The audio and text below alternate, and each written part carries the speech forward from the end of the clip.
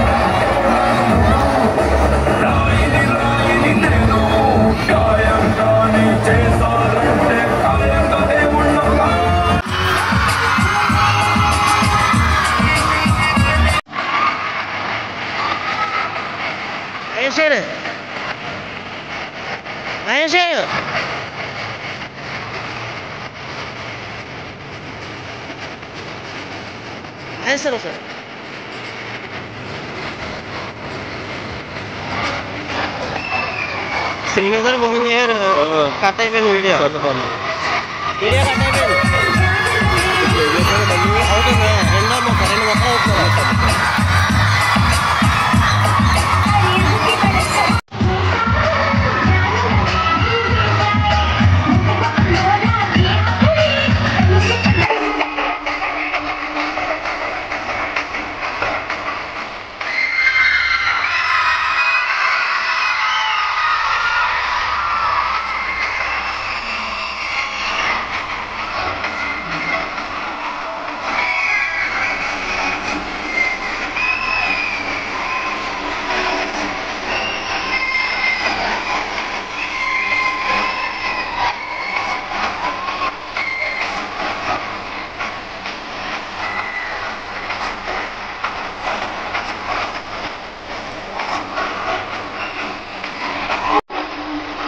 Get your parents today.